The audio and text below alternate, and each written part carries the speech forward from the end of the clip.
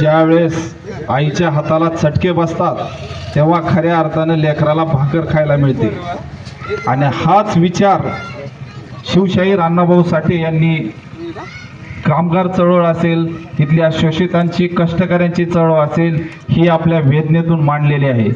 कारण खरं सांगायचं झालं तर अण्णाभाऊ म्हणायचे की ही पृथ्वी शेषाच्या मस्तकावर तरलेली नसून इथल्या कष्टकरी आणि शेतमजूर आणि शेतकऱ्याच्या तळहातावर तरलेले आहे.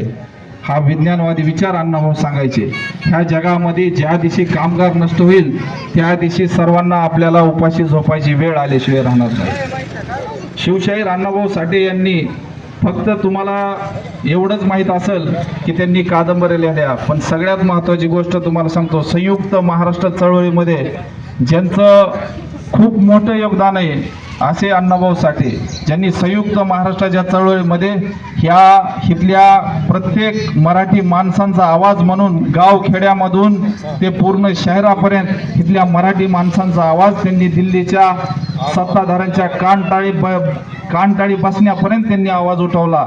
हे आपले अण्णाभाऊ आहेत. अण्णाभाऊ एक ठिकाणी म्हणतात, जग बदल घालून गाव माझं सांगून गेले भीमराव.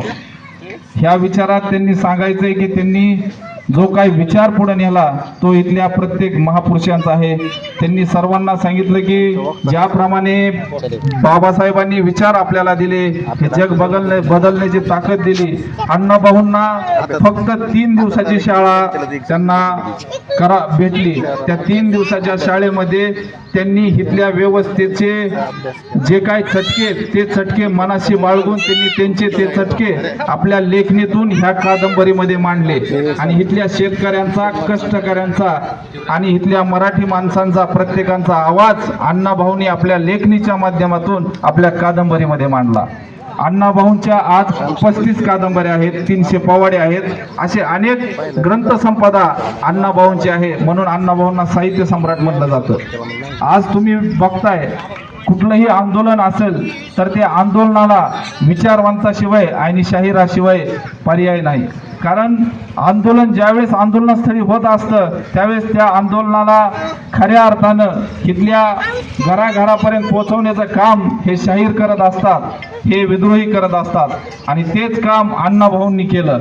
ज्यावेळेस मराठी माणसांची चळवळ उभा राहिली संयुक्त महाराष्ट्राची, त्यावेळेस ही मुंबई महाराष्ट्राचीच झाली पाहिजे हे ठणकावून अण्णाभाऊंनी सांगितले.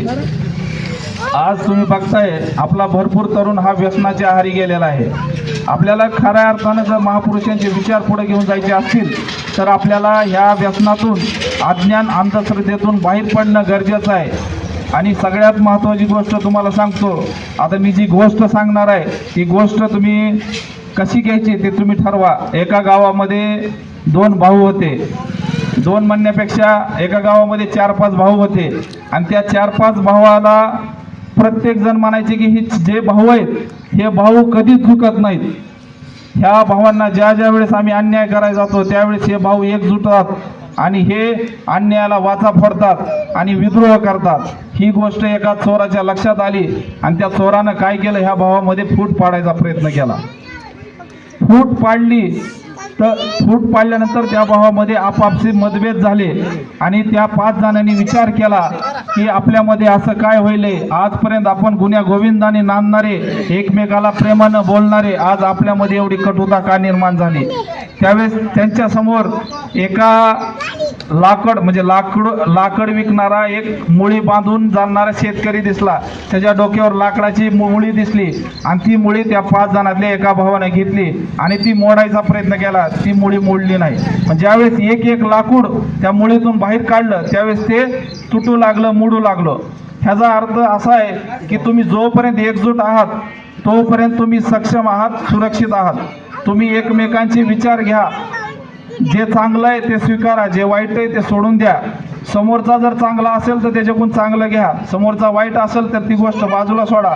पण एक गोष्ट नक्की सांगतो, जशी हाताची वज्रमूठ आवळल्यानंतर ताकद बनते, तसं प्रत्येक वेगळ्या कणगोळीत तेवढी ताकद नसते. म्हणून जेवढं एकत्र राहाल तेवढं चांगलं राहाल. आणि तोच खरा महापुरुषांचा विचार आहे. प्रत्येक वेळी प्रत्येक जयंतीला येणं, जयंती साजरं करणं म्हणजे हा महापुरुषांना अभिवादनाचा विषय नाही. खरं अभिवादन तेव्हाच आहे ज्यावेळेस या ठिकाणी आपण बसतो, महापुरुषांच्या विचारांचा जागर करतो आणि त्या विचारांच्या जागरामधून जो मिळालेला वैचारिक प्रसाद आहे, ती प्रसाद ज्यावेळेस आपण आपल्या घरी जाऊन आपल्या लेकरा बाळांना वाटतो, आपल्या शेजाऱ्या पाजाऱ्यांना वाटतो, तेव्हा खऱ्या अर्थानं महापुरुषांच्या जयंतीचं सार्थक होतंय असं मी या ठिकाणी सांगेन. आता जास्त वेळ घेणार नाही, जाता जाता एवढंच गोष्ट सांगतो की ह्या देशाला जर सक्षम बनवायचं असेल तर अण्णाभाऊंचं साहित्य आणि महापुरुषांचा लढा ह्या गोष्टी आपल्याला सोबत घेऊन जाणं गरजेचं आहे. तरच खऱ्या अर्थानं ह्या देशातील सगळ्या कष्टकरी शेतकरी, शेतमजूर आणि सर्वसामान्य माणसांचा विकास झाल्याशिवाय राहणार नाही. या ठिकाणी थांबतो. जय भीम, जय भारत, जय जिजाऊ, जय शिवराय, जय अण्णाभाऊ.